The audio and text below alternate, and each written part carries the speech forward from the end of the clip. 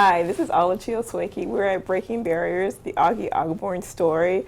Oggi Ogburn is a notable and well-known photographer who's had an illustrious career from the 1960s up until now. And we're here to learn a lot more about Oggi. Welcome to the show. Thank you for having me. Thank you for coming. We appreciate the time. I wanted to first kind of start off with your name because your name is so unique. Oggi, David Oggi Ogburn. Tell me where you got your name, the Oggi part of your name, and all that. I was working for the record companies at the time, and Warner Brothers was on 56th and Madison, and on that corner was Gucci. And I was saying, well, Gucci, that's pretty cool. Oggi's pretty cool too. And Oggi Ogburn was the great marketing name because, like I say, I would be with artists that really wouldn't recognize the face, but once I said Oggi, they said, oh yeah, I remember you, you know, that kind of thing. Because what happens is I've been blessed, to be honest with you, to have to deal with employment of enjoyment. Now, I've had jobs where I hated to wake up. We'd love to know a little bit more about you and to really talk about your history and your story. So my first real question is your name, Oggi. Where did you get your name from? The name came out of I was working for the record companies, just beginning to start taking pictures of entertainers, and I had to go to Warner Brothers in Manhattan on 56th and Madison Avenue. On that corner was a store called Gucci's. And I looked at it and said, Gucci, Oggi. I think Oggi and Gucci might work because, you know, I look at it as a marketing name, Oggi Ogburn, and I could be with an artist that might not remember me because, you know, we changed it with ponytails, afros, whatever. And once I said Oggi, they would always remember, oh yeah, Oggi, I remember you, you know. So the name was really good, and plus there was a rock guy named Oggi, what was his name? Yeah, I know who you're talking about. Yeah, well, Ozzy Osbourne. Right. Yeah. So, you know, a lot of people tease me with that too, but, you know, Oggi really worked for me. And, but, you know, prior to that, though, I grew up in Brooklyn, New York, and I really developed my personality there as far as learning how to hustle. You know, my mother never worked, and my father was a bus driver, and, you know, then he became a correction officer. But, you know, you had to hustle to get certain things because, you know, growing up in New York, particularly into that basketball thing, you had to have some Converse sneakers, and they was expensive. And I grew up in a neighborhood where Connie Hawkins and a lot of guys that played for Boys High grew up in the Bedford-Stuyvesant area. And then we moved out to Queens. Now, going out to Queens was a lot different. You know, it was more of a social, more social out in Queens. They, you know, a lot of parties and a lot of things like that. But other than that, though, going to high school was regular for me. And what happened was we never talked about college. Me and none of my friends, my family never mentioned it. You know, so college never really came into any of the conversations. And one day I went by to visit my boy, my best friend actually, his name is Tom Foster. He was kind of depressed. I said, Tom, why are you down like that? What's wrong? He said, I didn't get accepted to Delaware State. I said, what? But you applied to college? You know, I sort of took the other route, you know, a negative route, which I shouldn't have did, but I didn't know. You know, coming from certain arenas and areas, you just aren't knowledgeable of, you know, we never talked about college. But see, he ran track, so I guess the track team always was talking about college. So he went away to college. He didn't get into Delaware State, but he got into Virginia Union because his minister was Reverend Ray from Cornerstone Baptist Church in Brooklyn. And so when he came back to, you know, after he went to the first 6 months, he came back to Queens, and, you know, I met some of his friends that sort of lived in the area, but they didn't go to my high school. And I said, they were pretty cool, you know, and when I did get out of high school, I got a job at Ideal Toys. And Ideal Toys, this was in the summer because I had to do a little extra in high school to get out. So when I got out of high school, it was sort of going towards the summertime, and Ideal Toys was in my neighborhood. And Ideal Toys was hiring people because they wanted to make toys for Christmas. And so what happened, you know, I go to Ideal Toys and my boys tell me, well, we're having a party Friday. And my hours was from 4 to 12. And so my boys said, well, we're having a party Friday. So, you know, at 8 o'clock when I had lunch, I went to the guy that was in charge and told him I got a toothache, like I won't be back, you know. He said, well, don't tell me, tell the other person up front. You know, I said, well, I'm telling you. And that Monday when I came in, I got a pink slip. So my ideal toy career was over, you know. So what happened was, I don't know why I did this. I swear, I don't know why I did this. But I called up my grandmother, and I said, Grandma, I want to go to college. And she said, oh, good. Parker, take your transcript when he goes down to St. Paul's Convocation. I had no idea. My grandfather was a minister, so I had to go to church every Sunday. I was an altar boy and all of that. But he was on the board of trustees of a small college in Lawrenceville, Virginia. And the president of the college used to stay at his house when he came to New York. Now, my high school grades wasn't that good, but it seems that, you know, the president of the school, you know, he hung out with my grandfather when he came to New York, saying, well, you know, these grades are horrible, really, but we'll see if he can make it. And so, you know, I'm not embarrassed to say, but I graduated from high school with a 66.09 average, where you can't get into a junior college with that kind of average. So my grandfather had to take this to his friend. But that's when I realized you could rise to the occasion, you know, because I got into the books, and St. Paul's was a small school. So when it was time to study, everybody was studying, which was a lot different from going to Howard. You know, you got at Howard, you got a lot of cats that are at Howard, but they're not in school, but they've been to school and they're hanging around and they know everybody, like you're meeting people. So when I got to Howard is when I really started to, really had to start learning how to discipline myself, not to, you know, party, because it was sort of like a party school in a way. And I belonged to this group called New Gam. It was NGA, no got the average, but, you know, we call ourselves New Gamma Alpha, whatever. And it wasn't sanctioned by the school. So when they had parties, they would have like parties at hotels with films on the ceiling of Frankenstein and stuff. And, you know, we became sort of like a good partying bunch. But I had to buckle down and get into the books. So, quick question for you. So, you were born in 1942 in Brooklyn. Mm-hmm. You ended up going back to school in 1968, I believe. That's when you graduated. Right. So, I started St. Paul's in 1963, though. Okay. How did you go from St. Paul's to Howard? Well, what happened, when I went to St. Paul's, I had never seen a college before in my life. And St. Paul's, basically, their first football game, they beat Howard. I'm saying, wow, this is great, you know. But their football field was really nothing but a lawn that was mowed, and the stands was nothing but 2x4s, you know, which really wasn't much. But, you know, I hadn't seen them at any college before. So I had a girlfriend that was in high school that was getting ready to graduate from high school. And when she graduated, she went to Virginia State.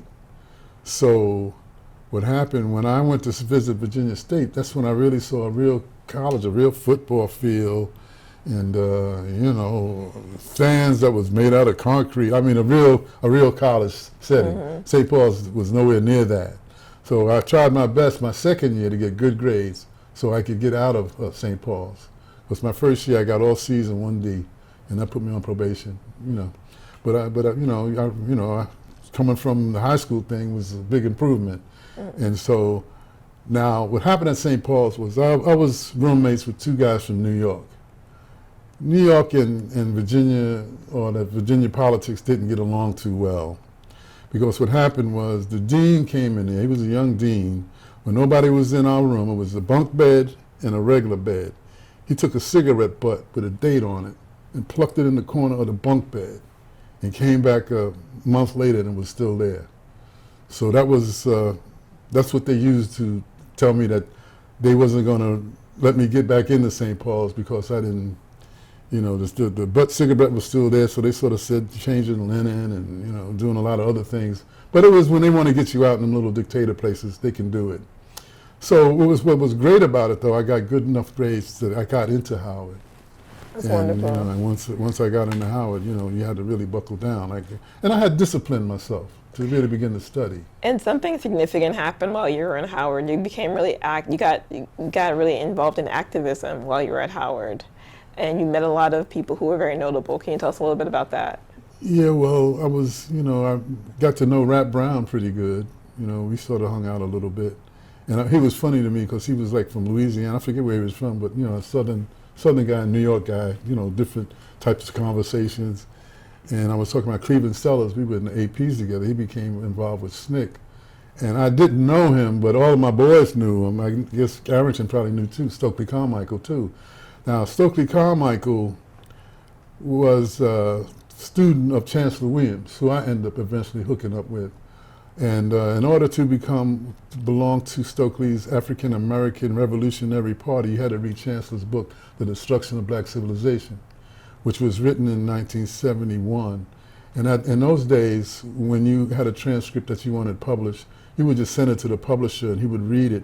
And they told Chancellor, like, we want to publish this book of yours, but we need a picture of you to stick on the back jacket. But Chancellor was slick. He says, this book is about Edgar Allan Poe. It was a biography of Edgar Allan Poe, who was the book. No, The Destruction of Black Civilization. I'm changing now.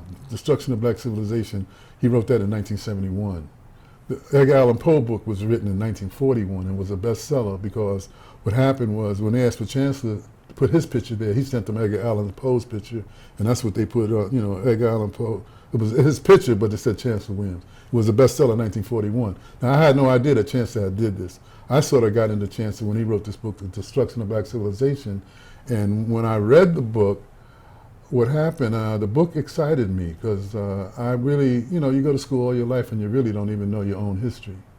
So this was, Chancellor's book was a lot about telling us how in ancient times, how, Africans built the pyramids. It was first in astrology and mathematics and architecture and a lot of great things that was accomplished during ancient times that we had no knowledge of because when I went to school, I was just hearing it from slavery was where it started for me, And so I got into Chancellor Williams' book, and when I got into his book, a magazine, I had to give the book back to her sister because she was from UCLA and she had gotten the book from Boston, and when I was with her and I looked at it and it influenced me and I said, I got to read this, and she says, well, no, I'm getting ready to go back to California. You're going to have to give it back.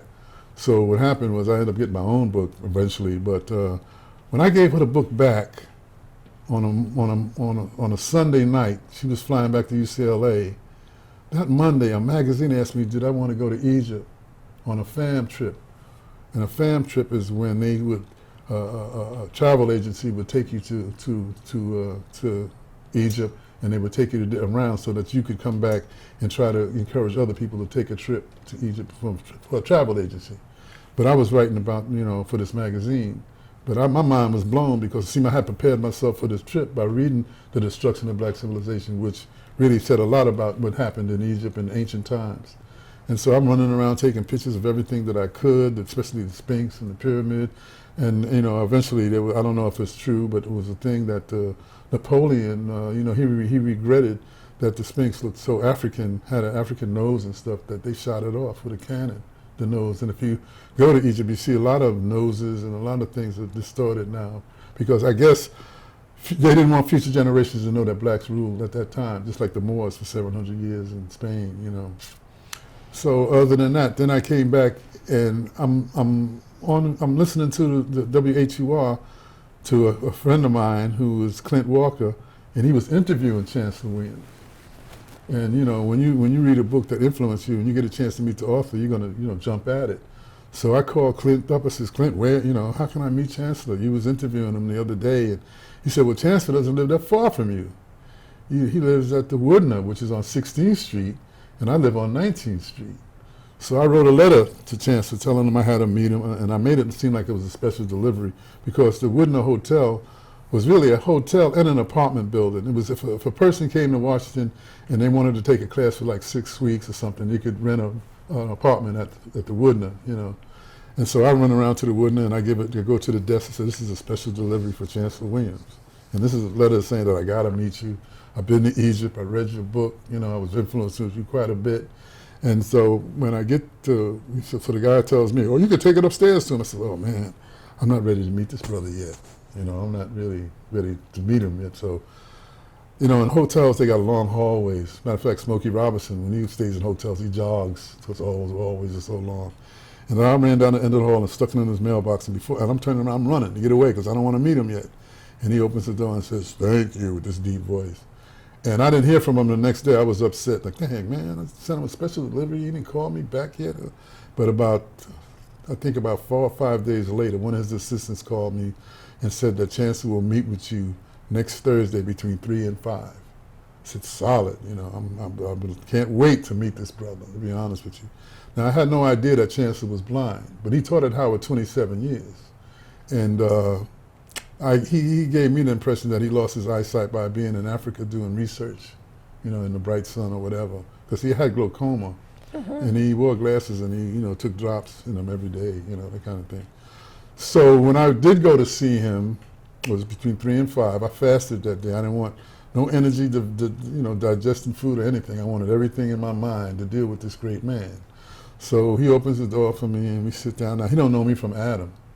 And that's when you have to really gain his trust.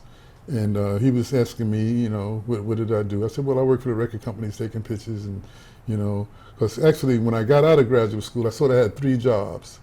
One of them was I thought I was a photographer without really having that much equipment, but I could do with the equipment I had, I could do things at the radio station, which is WHUR, is where I got started.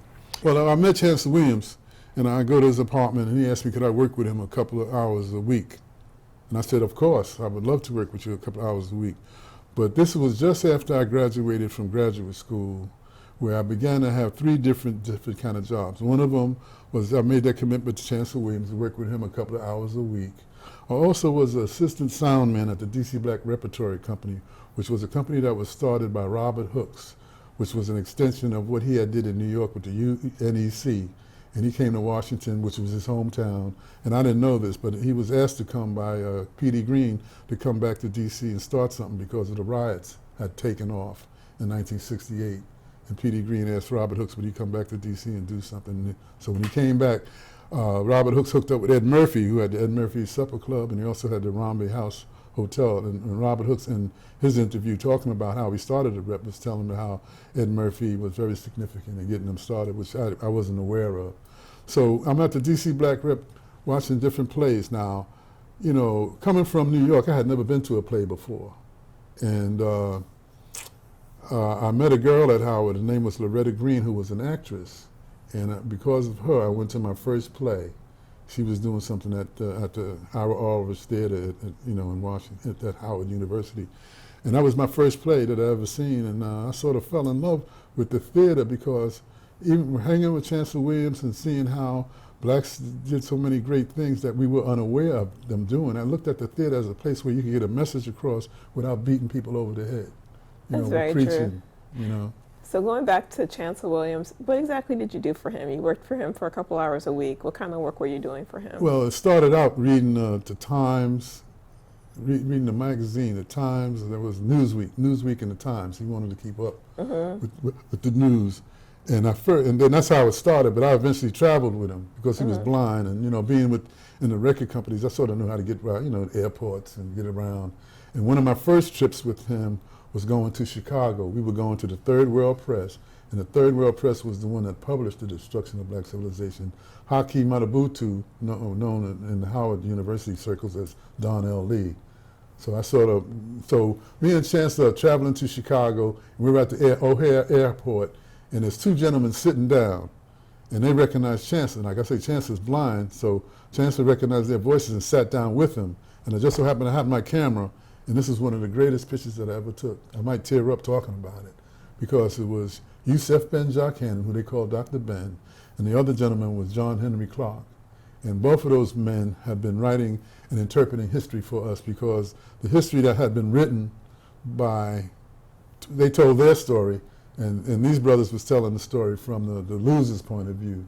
Because I remember Chancellor wrote his book, The Destruction, where he said that the average cab driver would understand it, So these 3 historians were going to really visit the Third World Press, and they had sort of like a meeting there, And after that, me and Chancellor traveled all over. I ended up taking them to the doctors, taking them shopping.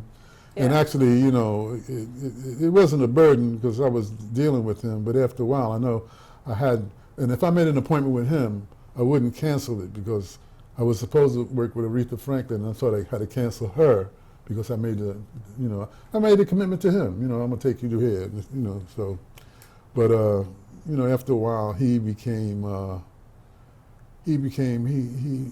caught the Alzheimer's eventually, and so he ended up he eventually ended up being around his own family. Right. You know, because he had a bunch of sons and daughters, really. So, quick question for you. So, you talked about your 3 different careers. You alluded to the photography, and you alluded to working with the with some of the notable people. You mentioned Aretha Franklin just right now. Mm-hmm. Talk to us a little bit about photography in terms of your work in photography, and really what makes a photograph special. Is it the people? Is it the composition? What about photography drew you, and what makes your work stand out? Well, I remember one time Chancellor was going to go to a radio station to be interviewed about his latest book. And one person said, well, so what happened was we called the station, and the girl said, well, I haven't read the book. Could you come back at another time? So that's when I realized, you know, you could have 3 people on a project, and one person can mess up and the project doesn't work.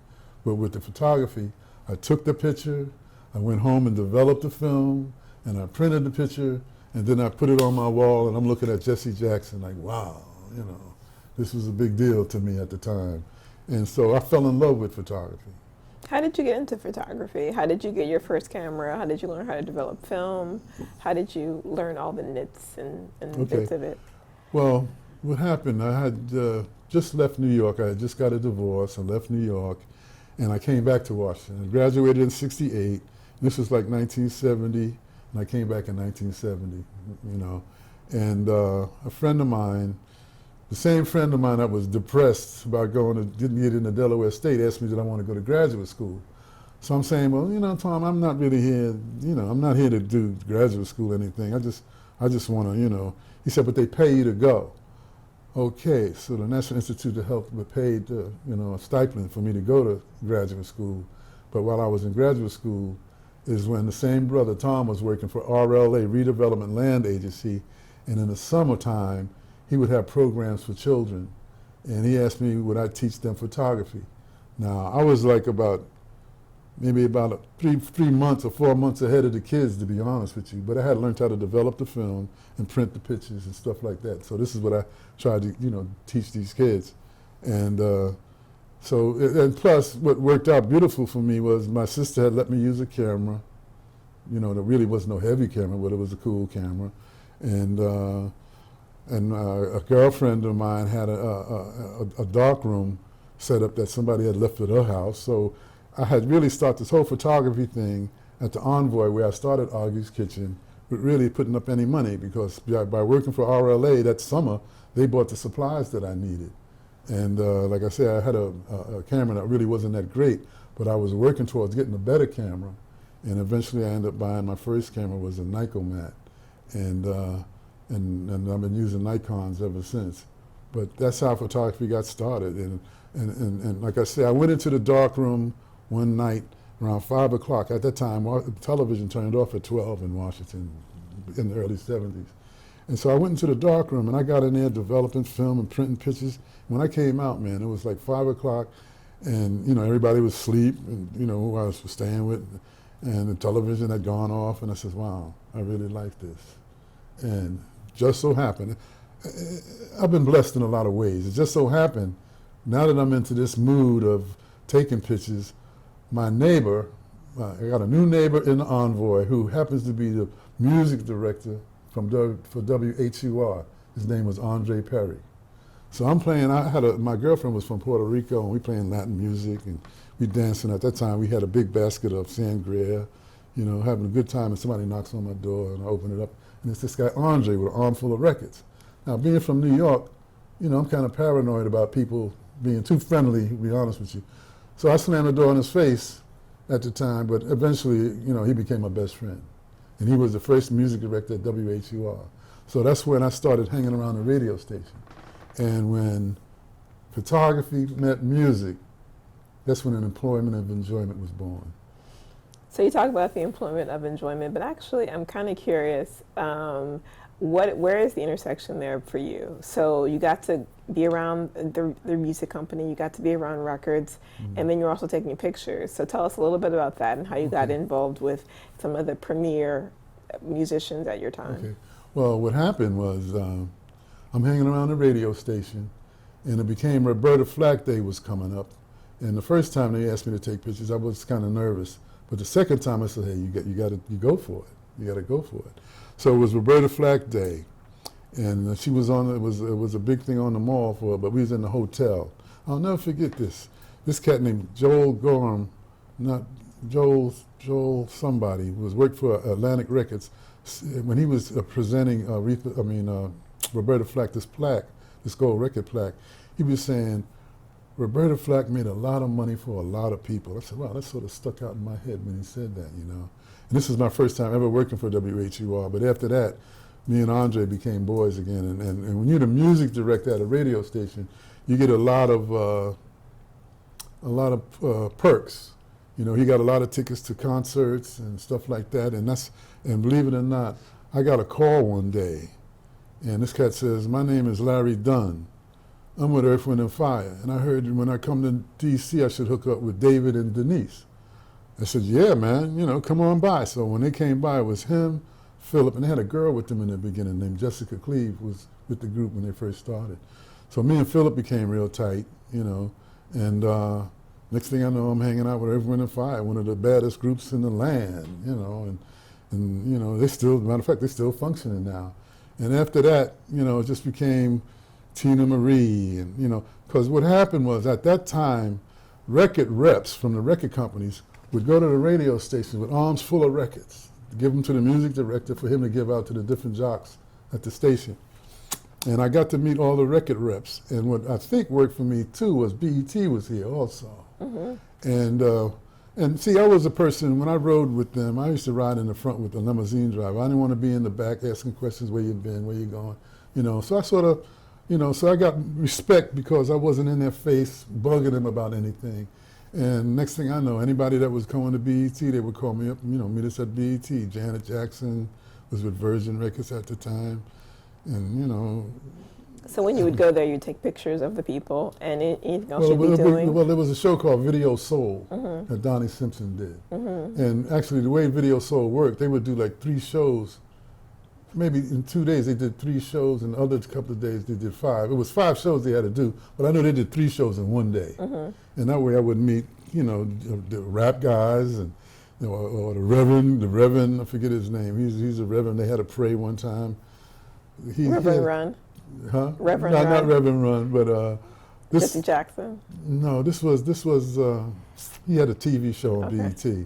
I can't think of his name, but he was a Reverend. You know, he was a singer too. He sang. You know, and I worked with him one time with the Winans, and I remember them making fun of him. They, you know, it was having fun, I guess. And you know, so I got to work with a lot of gospel groups, a lot of rappers. But my main thing was when I worked with like people like Sade, and you know, the OJays, and I got real close to Gerald Levert with the group Levert, you know. And it was kind of funny, that particular group, they would come to BET and be bored, but they couldn't wait to leave BET to go into the studio. That was Gerald's thing. They loved the studio, him and Mark. I forget Mark's last name, but he was the third guy, because Sean Levert, Gerald Levert, and the guy I just mentioned.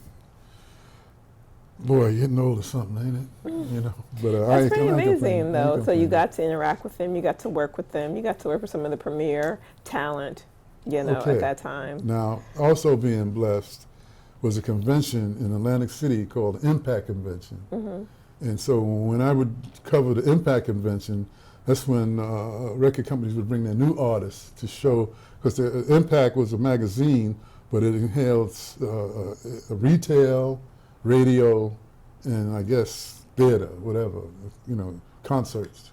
And so it would be, so the Impact Convention was where the artists would bring, the record companies would bring their new artists. That's where I met Boyz II Men and, you know, Quincy's people, you know. That's awesome. You know, well, like I say, the whole thing, I feel blessed, you know, with employment of enjoyment like that, because at one time I used to hate to wake up.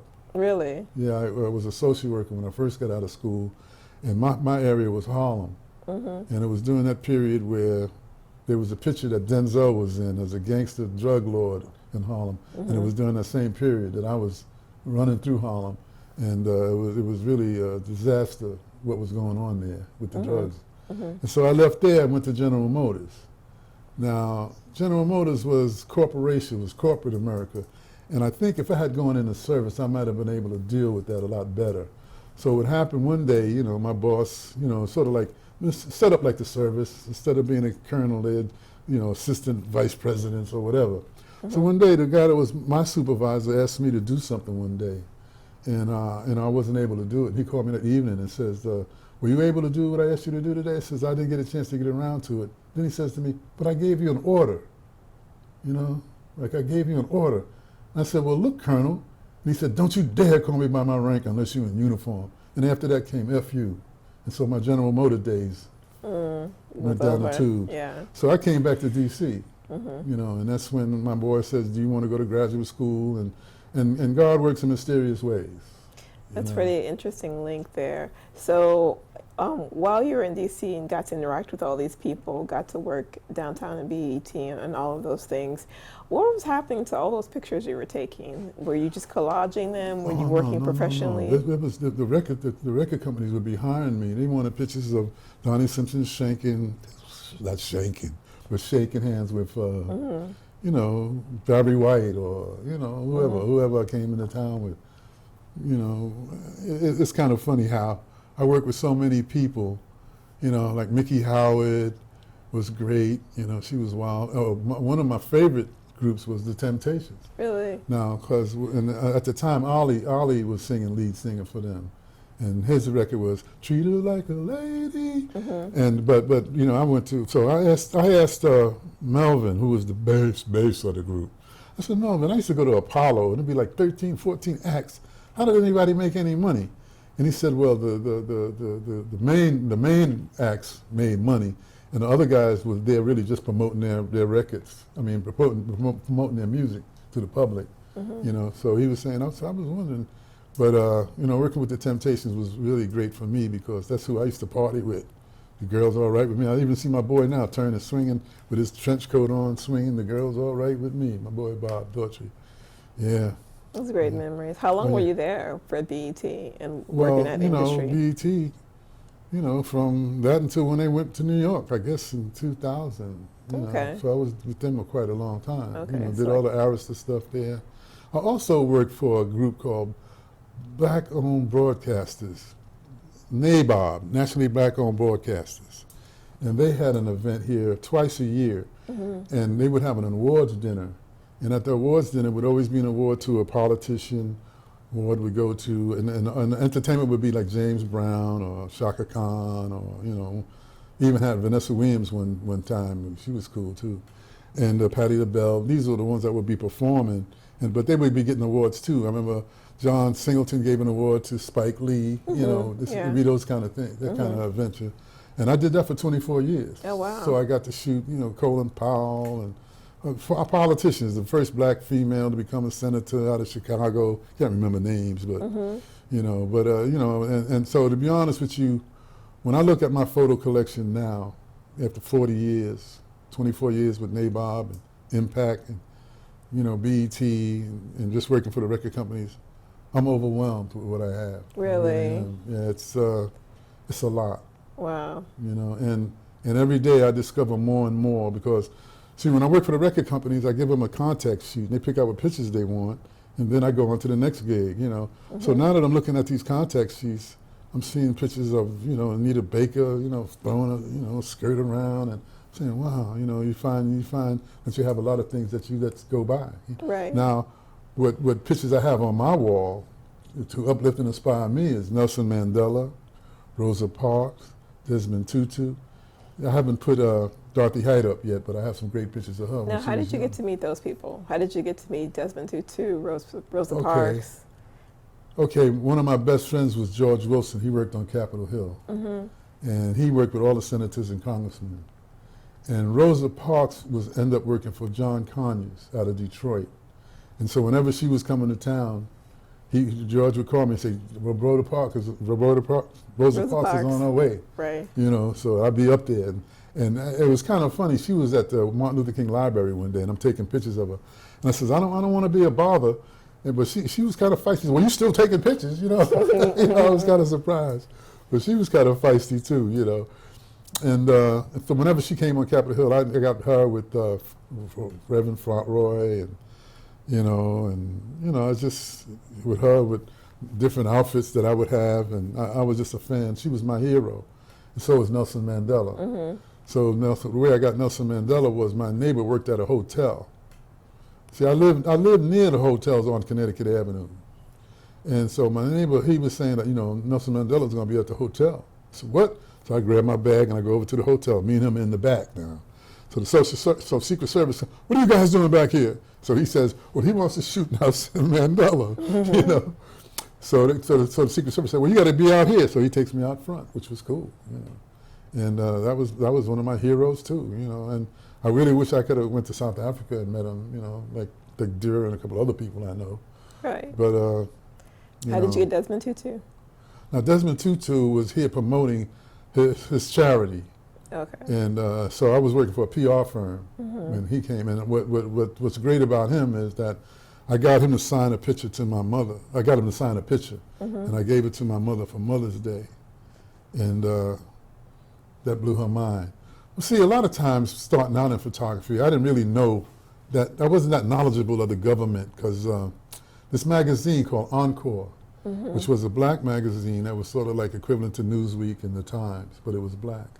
And she had told me, the photo director said, I want you to go over and shoot the judiciary hearings for the impeachment of Nixon.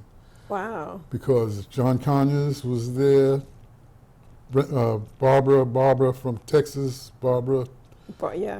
from Texas was there, and John Conyers were the three, Rangel, Conyers, and Barbara Jordan. Yes, Barbara Jordan. Those three were the three blacks Congress people on that committee. So what happened was, the woman that was writing for the magazine, when it was an intermission, all three of them sat together. They was different places, but when she was interviewing them, they all sat together, and I'm still taking pictures. She says, "Look up, the camera's on us." And I looked up, and my mother saw me shooting the judiciary hearings in New York. But as soon as I walked in there, they yelled at me, "Where's your tie and shirt?" See, a lot of things that I did in photography was an adventure. I didn't know what I was doing. I was I'm there to take pictures, and I didn't have a tie and shirt. I had on my Cabano shirt that I had gotten in Puerto Rico, the Nerve. But that's awesome. But and that was the pictures. Was the cover of Encore magazine. Was the three, and not only was they on the cover of the magazine, but I even got each one of them to sign it, and then I put it on like a college degree kind of thing. Awesomeness. Yeah. So in terms of the people you shoot, you've shot in some really illustrious people.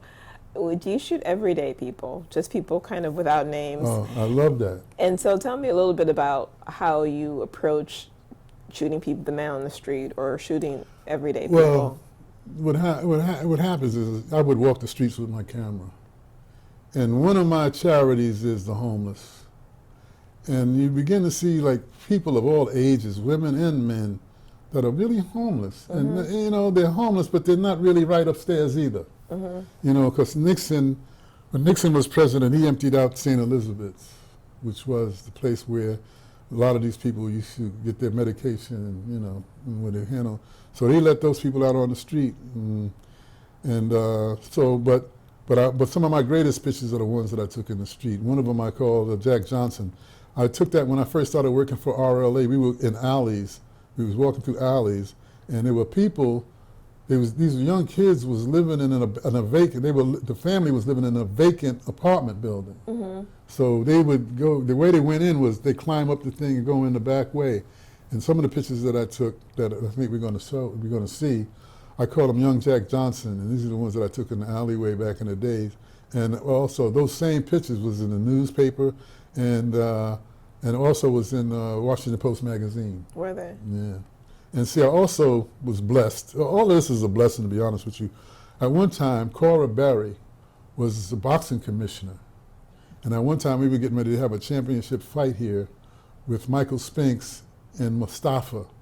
and it was going to be a championship fight, and Marion Barry laid it all out. You know, he laid out the city for this big fight. And what happened was I shot a lot of stuff for her, you know, because she was doing a lot of different things too. And the fight never went off. Of course, this was my first time being able to jump into the ring and take pictures and stuff. They had a problem with the weight and the money, and Butch Lewis was involved, and the other guy was involved too that has a TV show on HUR now. He was managing a champion guy, Rock Newman. Rock Newman was hanging around at that time because he was into the boxing, and he ended up managing a heavyweight champion, Riddick Bowe, right? Riddick Bowe. So, you know, it was just different varieties because just recently, you know, they named the School of Communications after Kathy Hughes at Howard. Initially, it was really supposed to be named after John Johnson, right? John Johnson, the owner of Ebony and Jet. Oh, okay. But what happened was, when he died and the daughter sort of took over, they didn't want to, I guess, give up the bucks that was promised Howard. So Kathy Hughes ended up being the name of her thing. So I was talking to at that particular event that Kathy Hughes, it was in the Blackburn Center, a real big festive occasion by her being named the School of Communications in her honor.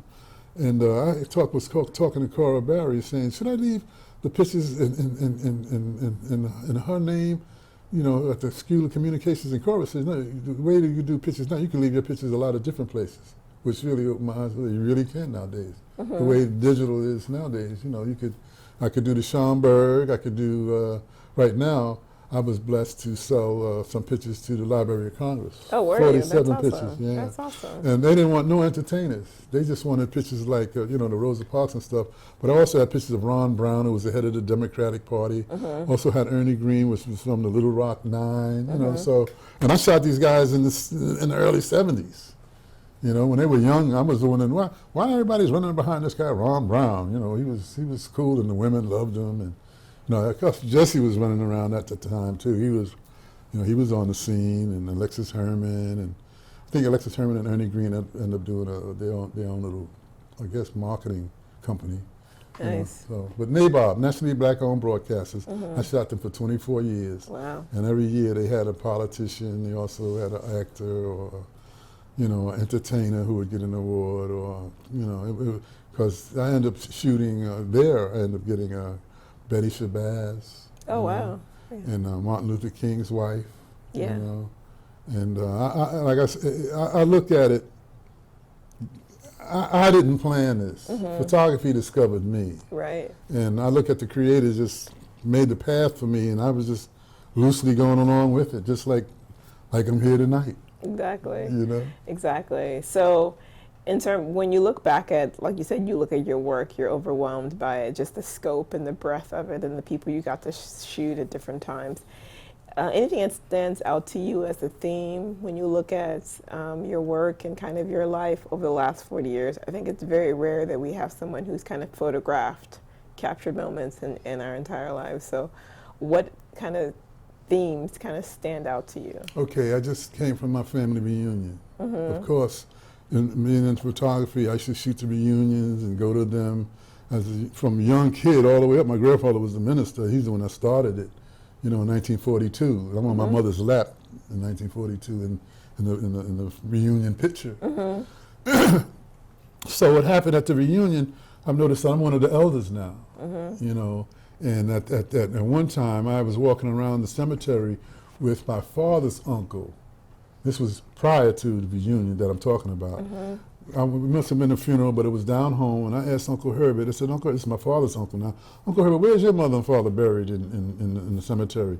And he didn't know. And I had just become president of the family, and I said, this will be my first project, to get a tombstone for Olden and Rosa Hayes. And I did that maybe 15 years ago, but just recently at the last reunion, I had to do libations, and that's when I said that I was pouring libations for the family members in the cemetery and all the members that have gone before us and all of our ancient ancestors that built the pyramids and was the first in medicine and astrology and archaeology and just so many things that we Right. had done during historical times. Mm-hmm. Even the Moors, ran Europe for 700 years. you Right. know. But when we look forward to photography, because photography has changed quite a bit. Now you can be a photographer on your phone, right? Yep. And prior to that, I mean, you had dark rooms and things like that. Now there's no need for that. You can just do it all online. You can develop your pictures, all of that. It's been digitalized. Right. So in terms of like photography today and kind of how you kind of keep abreast with it, do you still find it interesting? Do you still find it exciting? How do you, what's your Well- approach, conception now of photography Well, today? I said I would never mess around with a picture in Photoshop and stuff. Mm-hmm. Because film, when you shot film, the stuff came out perfect most of the time. Mm-hmm. But with digital, you have to put it in the computer and sort of tweak the pictures sometimes. Mm-hmm. Give them a little juice here, a little juice there.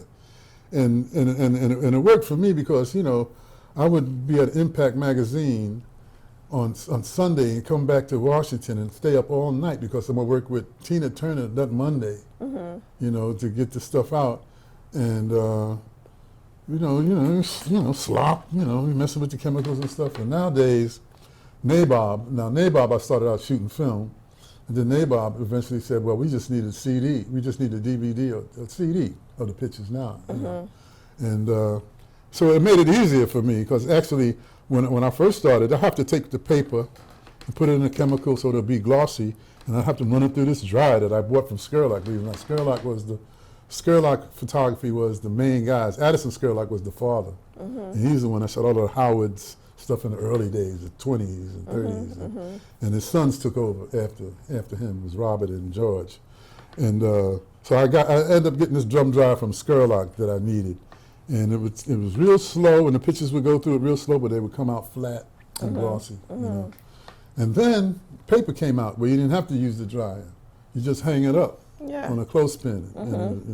Yeah. So it got easier for me, but in a way I regret that I gave up the darkroom because I really feel that the darkroom pictures with the slop, and chemicals and stuff, are much more valuable than the digital stuff. Now, they're trying now to convince us that the digital stuff has longevity if you're using certain papers and certain pigment inks. Right now, the printer that I have use dyes, which don't only last 20 years or 30 years, where the pigment are sort of like, supposed to last, Longer. Right.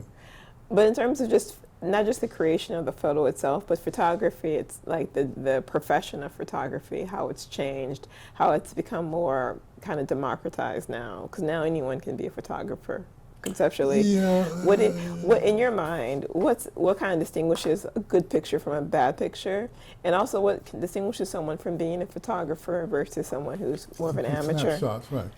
A lot has to do when you take pictures is composition, and I guess that's really important. Plus, certain pictures, black and white, you might want a little bit more contrast to give it, or you might have a color shot that you want to bring out the colors deeper. I mean, there's a lot of things you could do now with the computer, with pictures, which before, see, I didn't know this. In the early days, I would look at, I don't want to talk about Playboy, but a record cover, say, with somebody on it, that they would airbrush people then, Because I even went to a friend of mine's studio in New York, and one of his partners, she would have negatives this big, and what she would use was chemicals to take out the blur or whatever. Okay, so one of the things I did a little research prior to coming here, and one of the things that stood out to me about you was this idea, and you kind of talked about it earlier, about this idea of really kind of imagining or like kind of reclaiming the black identity to a positive one, right? Not just taking the idea of like slavery and things like that, but really looking at kind of the black experience holistically and thinking about it in a very positive light. And you were talking about how film and photography kind of ties into that, this belief that really you define yourself, and you define yourself in like the best the best frame that you can. So tell us a little bit about kind of your desire, or what would you hope to kind of impart on like the next generation? What would you want photographers, black photographers, or anyone actually to think about as they take pictures, as they capture their own lives, their own history, and really kind of create the soundtrack for their own lives. Well, see, that's one of the reasons that I'm really glad to see that everybody has cameras now, because everybody having cameras, they really are documenting their own history. Mm-hmm. You know, and knowing your history empowers you. Mm-hmm. You know, and you know, I like I say, I've been blessed in a lot of ways to be exposed to so many different variety of different people. And you know, when I went to New York to visit my friends, we were standing in the room, they were playing conga drums, and I said, let's go to the Schomburg. It's too much traffic, you know, so you got to surround yourself with people that are, you know, sort of on the ball, and you know, and have interesting things that they like to do.